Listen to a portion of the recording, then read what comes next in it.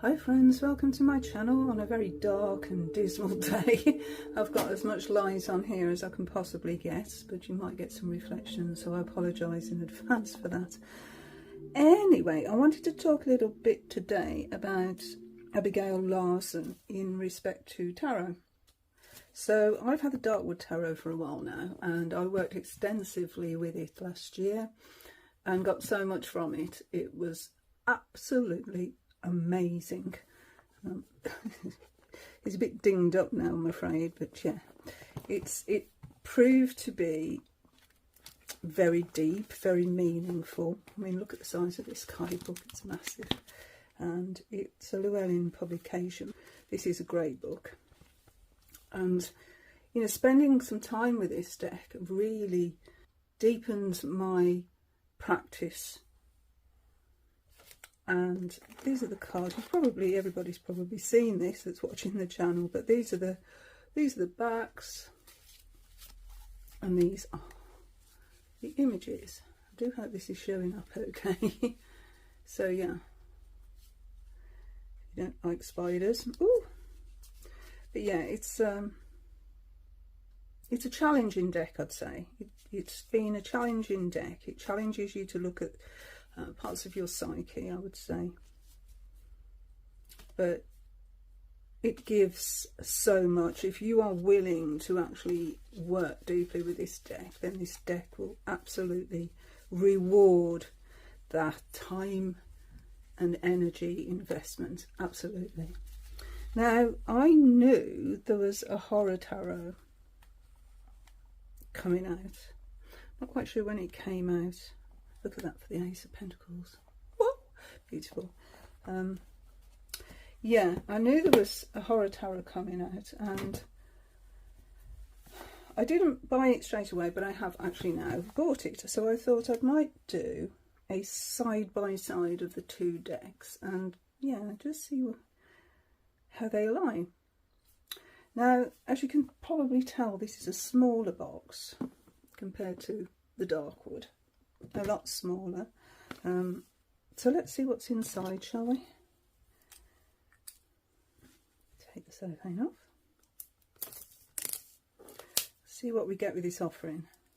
I'm not quite sure who has written the book, the guidebook. I've just noticed we've got that same arachnoid there on the side of the box that I just saw in the Darkwood. The Three of Swords. That's interesting. So what do we have? Oh, it's beautiful red gilding here on the box. These are nice and glossy on the edges. And oh, isn't that a brilliant death depiction? I wonder if the cards are going to be glossy. Might be a problem. Anyway, what does it say on the back? Includes a fully illustrated 78 card deck and a 128 page guidebook. Let's see if we can read this. Add an element of horror to your tarot experience with this spooky and unique take on the traditional 78 tarot card deck. This dark tarot set features scenes and characters inspired by classic horror literature, films and beyond in gorgeous original illustrations. Featuring both major and minor arcana, the set also comes with a helpful guidebook explaining each card's meaning, as well as simple instructions for easy reading. Packaged in a sturdy decorative gift box, this terrifying collectible tarot deck is the perfect gift for the horror fan or tarot enthusiast. Okay, so it came today. Oh, we've got a ghost on the back. Oh, look at this. Wow. I think I'm going to like this deck. This is the inside. So we've got skulls and eyeballs. Perfect for the moment, isn't it? We're at the end of October when I'm filming this anyway. It's Titan books, which I don't think I've ever had any Titan books. Look at this as well on this side. How cool is that? I do hope, please, that this lighting is going to be okay. So the guidebook, scant meanings, okay, Minerva Seagull, oh okay, So we've got a very renowned tarot writer there. So we have in the contents an introduction, understanding your tarot deck, and then we're into the cards, and then tarot readings, caring for your deck, preparing to read, sample spreads about the authors, about the artist, and we have here this introduction. Prepare to face your worst fears if you dare. And I think, you know, the dark wood is very much like that. Going into a dark wood, you know, isn't something you'd do voluntarily, really, would it? It's an initiation process, I would say. Let's see if I can get some more light here. Yeah, it seems to me the dark wood and that sort of teaching, if you like, is all part of initiation. You know, there was initiation rites. That's my thoughts. Why a horror deck when some people may have concerns that tarot is evil? That always makes me laugh. Tarot is evil. I mean, if you look at traditional tarot decks, they're just steeped in Christianity. Anyway, let me see. So we have some card images. Understanding the deck. It's a nice guidebook. There's that design again that was on the inside of the box. Then beautiful aesthetic, red and black. And then we've just got, what we've got here. So for the majors, we've got a full colour image of the card. That's very much like the dark wood. Very much, okay. But we don't get very much text. Okay. And then for the minors, we get a small thumbnail and a little bit of text. But it's fine. Then readings, caring, deck. Yeah, there's not a lot of information in here by the looks of things. Sample spreads, hiding in shadow, exorcise the demons, deal with the devil, about the authors. There's two authors, and then we've got Abigail Larson as the illustrator. And this is 2022, so it was published last year.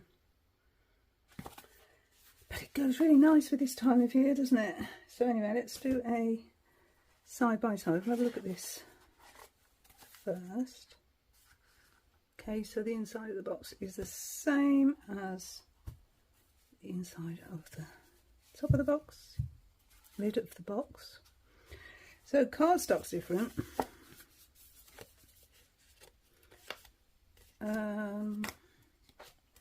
See, this cardstock is very like Tower of the Vampires, the Ian Daniels deck. It's very much the same sort of thing. So the Horror Tarot is a little bit taller and a smidge wider. Cardstock feels a lot more substantial and thicker. Definitely it's thicker. Okay, so let's just look at them side by side here. Yeah, there's a complete difference there, isn't there? Let's zoom in a bit. So here our fool seems quite happy actually, whereas this one feels like it's running away. You know, they're running away from danger in the dark wood. That's interesting. Magician. We have a mad scientist here. You can tell it's the same art style, the same artist. But yeah, completely different feel, isn't it? So our magician here in the dark wood is actually in the wood. And I like the fact that it's got the lilies and the roses, which is sort of harking back to Rider-Waite-Smith. The backs of these cards have got what looks like a little spider's web on the corner, if you can see that. Nice touch. And the borders are different as well. In this one, I don't know if it happens in other cards, but in this one, the picture goes outside the borders, which is nice. So you don't feel so much as if you're excluded, if you like, you know, a window in. It's nicely framed, I think. And again, it's ornate, and this is ornate. I like the fact it's got these like claws here at the bottom. But yeah, definitely a different sort of border. High Priestess. Gone with green again. Look at the little devil in the background. I like that. And in the Darkwood, the scroll is open and presented to us, whereas in the Horror Tarot, it's actually folded, hidden from us. Still got the moon.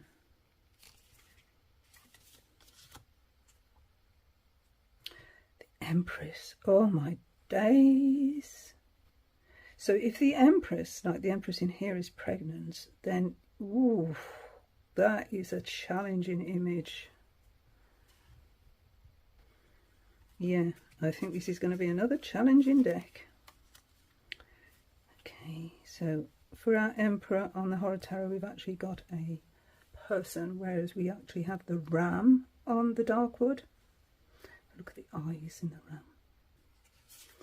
Okay, Hierophant.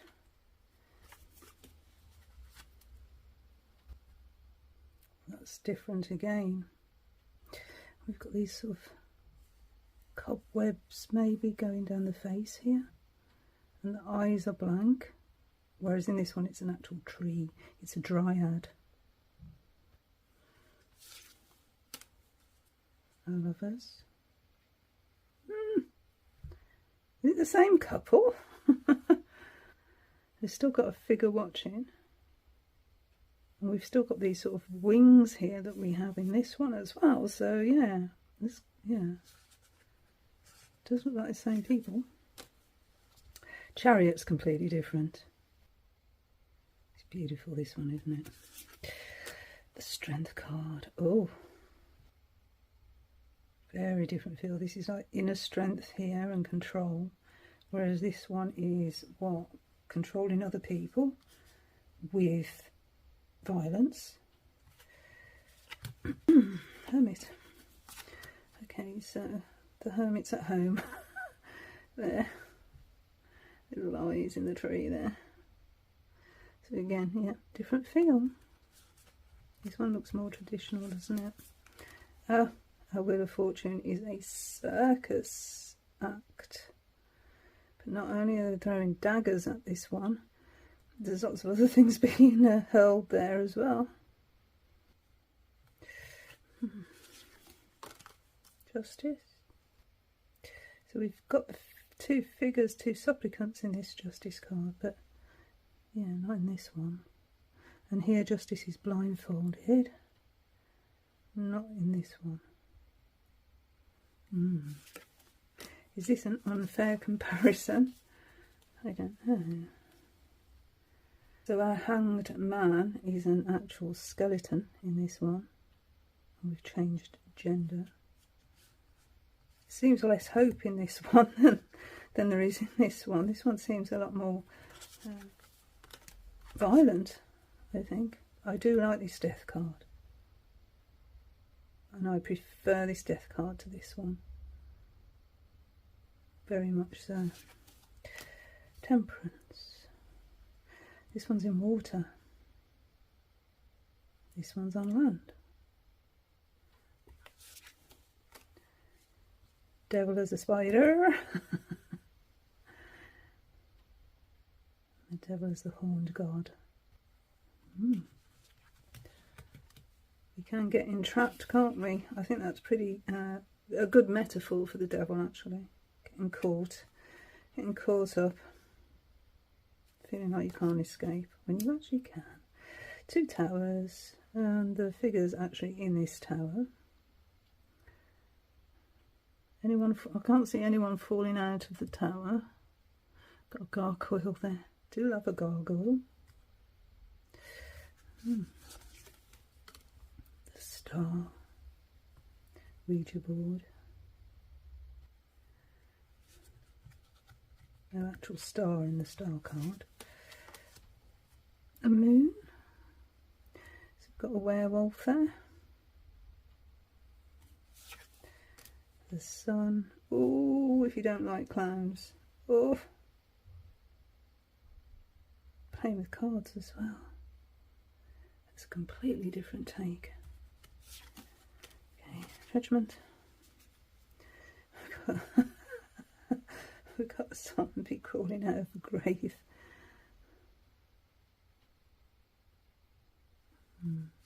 2, 3.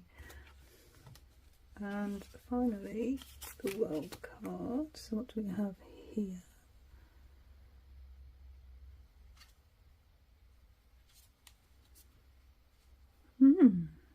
Completely different feel, isn't it? So where do we go first? Let's have a look.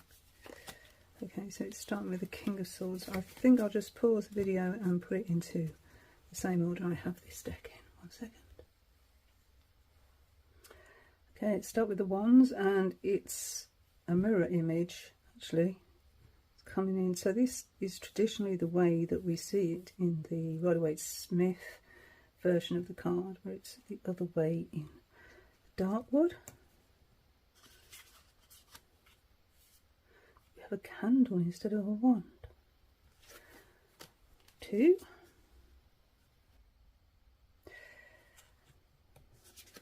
3. Ooh.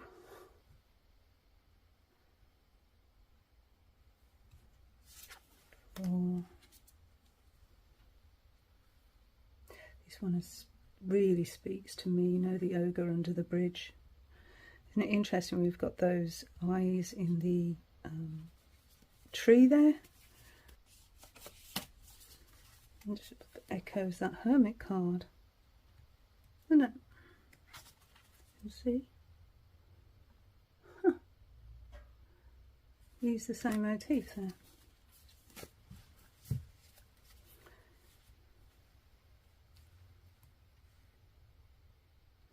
And it's not like a traditional sort of image you would see for a Four of Wands in the Darkwood. It's completely different.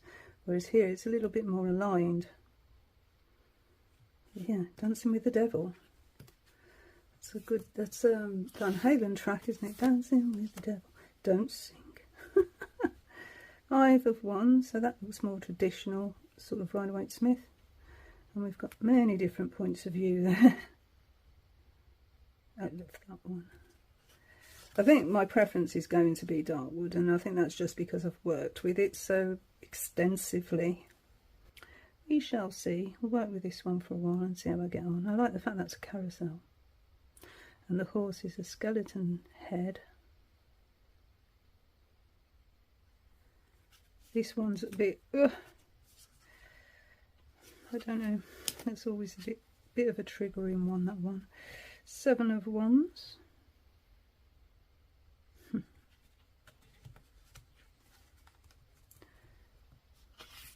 8.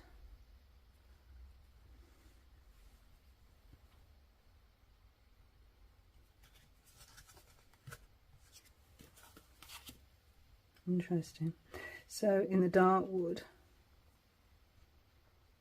this is what we're facing, you know, come hither, come through. Whereas this one, we are actually coming through. So maybe if you read these cards together, then that would be interesting, wouldn't it? Because this creature here is actually coming through the wands, and this one's beckoning them to come. So that could work, because, you know, two decks together, maybe that's a way of working with this. It's worth thinking about. 10 of Wands.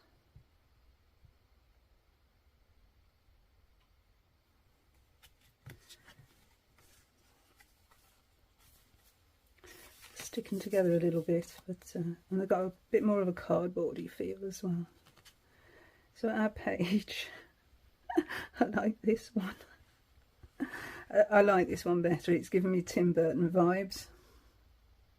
The spider on the head. Oh, centipede or whatever coming. I don't know what it is actually, but yeah, crawling up the neck there. Love it. The knight is a mummy. The Queen. Oh, crying tears of blood. Gosh, have we got a cat? A familiar? No? No familiar on that one. King, what's this one up to?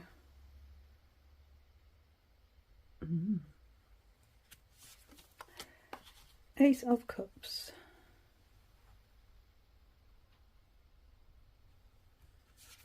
Two. Love this one. Absolutely adore that one. Yeah.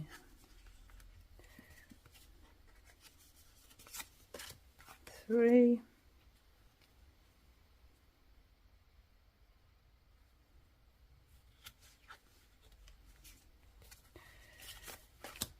Four. There's an actual story in this one. Five of Cups. And there's six, but this is a story here. This fox has brought the rabbit, put it the right way. This fox has brought this rabbit for dinner, and this is the rabbit's mate.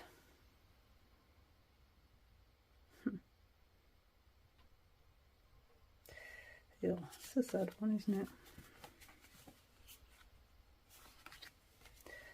Anyway, 5, 6,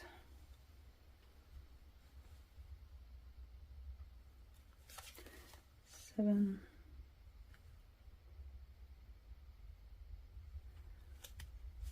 and the 8. See, that very much reminds me of one of the cards in here, in the dark wood.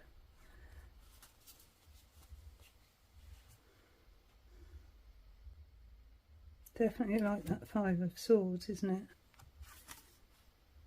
Very similar.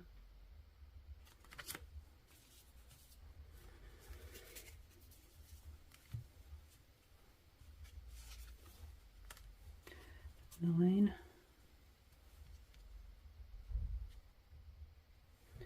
It's quite a confronting deck, the Darkwood, but it is meant to be, and yet this is the horror one, which seems kitsch, is that the word? Yeah, a bit of fun. 10.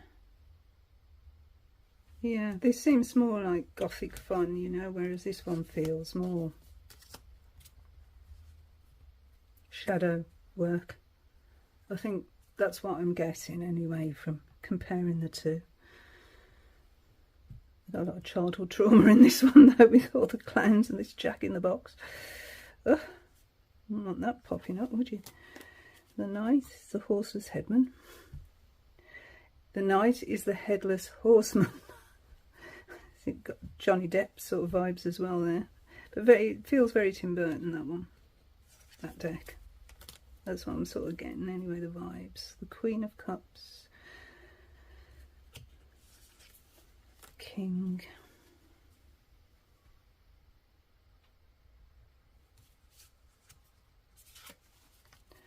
Onto the swords.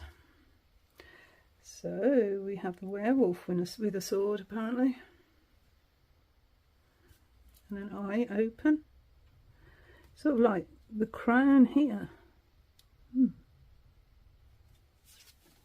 Two more traditional. You've got the skeleton hands coming out of the ground. But those eyes again. Also like cat's eyes, don't they? So the eye is actually open on the ace and closed on the 2, which makes sense, doesn't it? Going within to make a decision. To echo sort of the blindfold.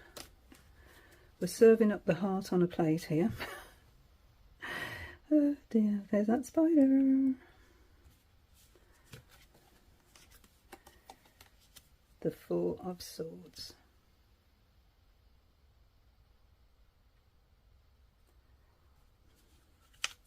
The 5.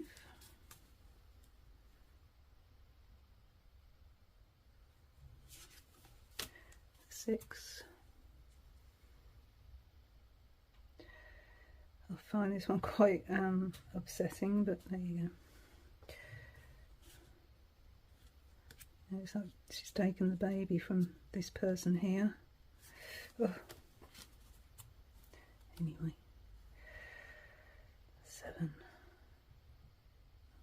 The threat. And the eyes in the tree again. The 9. Oh, sorry, the 8.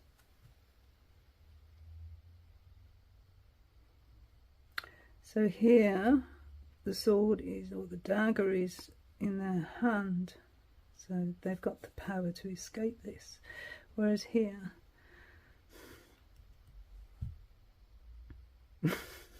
looks a little bit more precarious, doesn't it? You know, will the mice help or hinder there? And the same with the, is it a buzzard? Or a vulture?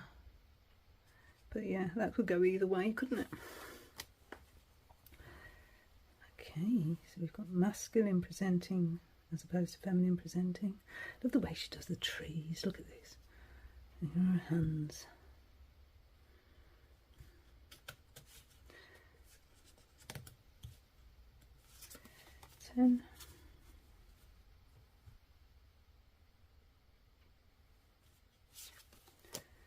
Page.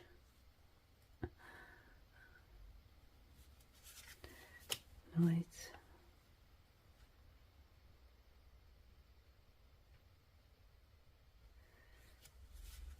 Queen.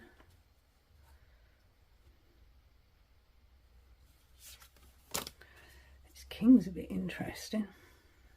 I'll have to look at that one. Now on to the pentacles. I like that pentacle. I mean, I know the you know, slice an apple in half, we get a pentacle, and this is, you know, could be an orchard, couldn't it? Apple orchard. Although the trees look a bit bare. But then that's winter, isn't it? So yeah, it's a north card. Anyway, here we've got a dismembered hand. But I do like this pentacle. And we've got the face in the tree again for the 2. And the 3.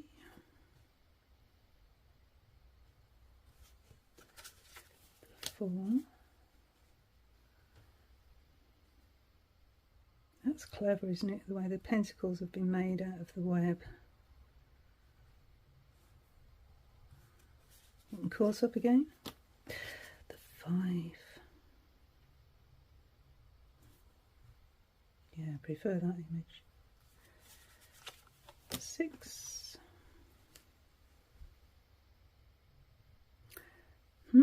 Interesting. That is really interesting for the 6 of Pentacles. I'll have to look at that one. 7.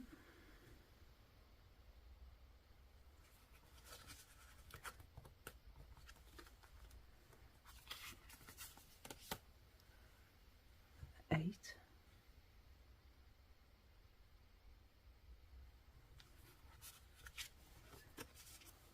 9. Love it. That's good. The 10. Oh, here they come. And then the court. So we've got the page. Cooley's under the bed. Nice. Oh. What's here? Going nowhere.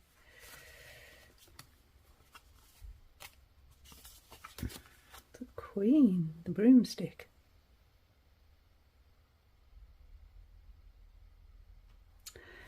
And then the King. Okay, so that's the 2 decks. I'm still preferring my Darkwood. Like I say, it's probably because I've worked with it, you know, quite extensively. This one feels, yeah, a little more sort of Tim Burton type, fun, not to be taken seriously deck, I would think. Yeah, I like the deck for what it is. I like it for what it's about. You know, Halloweeny and scary, and I'll look at a few cards. Right, let's have a look at A major, a course and a minor. Look at the major first. Find a minor. Okay, those are the three I want to look at. I think they're the three that really stood out to me and made me wonder, so always a good thing. So what's happening here with the Empress then? It says, feminine and protective, the Empress rules life-giving energy and the birth of new opportunities, but she is capable of bearing evil consequences when you fall into temptation. Upright, your mind is fertile but backed up with the inability to bring your vision to life. It's time to let these ideas burst out from their confines. Oh, so okay, so it's coming out. Do you know, I thought it was like what they called succubus or something, you know, when they're feeding on, you know, something was feeding on this fetus. That's what I was getting, but apparently not. I got that wrong then. Okay. Reversed. Is that a knot in your stomach? When worry and self-criticism eat away at your emotions, remind yourself that everyone makes mistakes. View your experiences as lessons to learn and grow from. This is a moment of rebirth. So that seems to me like it's the reverse meaning. So you're either going to let the ideas out and be creative, or your emotions are being eaten away. Gosh, that's quite heavy, isn't it? Okay, Six of Pentacles. Upright. The Six of Pentacles represents gifts and acts of charity that involve money. An offer of financial help may be extended. A debt can be repaid. Reversed. What you earn will not be yours for too long. You will have to pay back money you borrowed. This may be challenging, but find the lesson here and grow from it. I don't understand the image. Basically, this is the devil. I mean, I can read into it intuitively, quite easily, but not from the guidebook. It's not what the guidebook is giving me. What I'm getting from the card image itself is different to the guidebook. Even though the Six of Pentacles, I mean, yeah, that is the meaning of the Six of Pentacles, isn't it?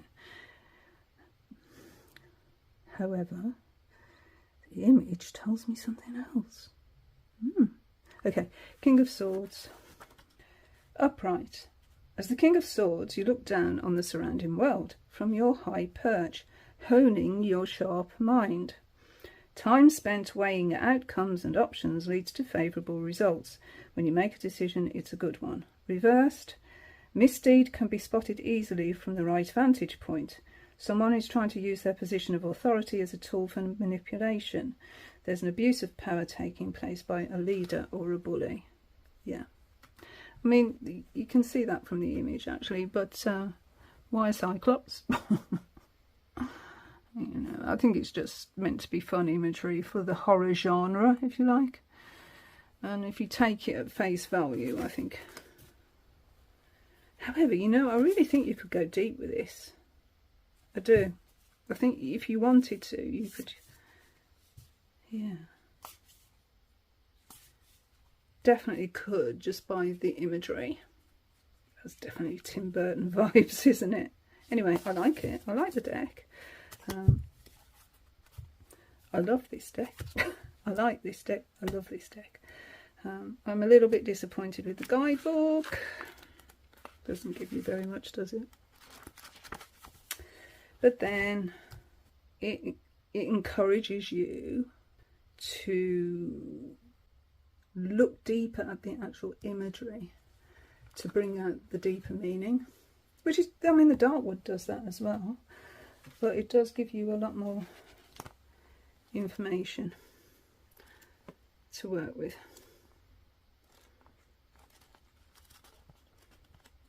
Brilliant book, Darkwood.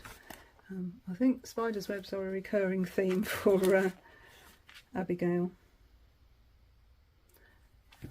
But yeah, it's a really good book, this is. I highly recommend the Darkwood Tarot, especially if you want to do deep inner work. Anyway, I thought I'd just share with you, as I was unboxing it, I might as well film it, what you know, my first impressions and my first walkthrough and the differences and what I'm gleaning from that. whenever you look straight at this, you think, okay, the leaves are falling, it's autumn. You know, you can actually make a story up, I would think, from this deck. You could, mind you can from this, because this is the story of one person going through the dark wood. That's what it's all about. Which I suppose this one is really, I don't know. I'd have to work with it a little bit to see how it works. So I hope you liked my little look and first impressions of the Horror Tarot and my comparison with my beloved Darkwood Tarot. And until the next time, friends, bye for now. Bye.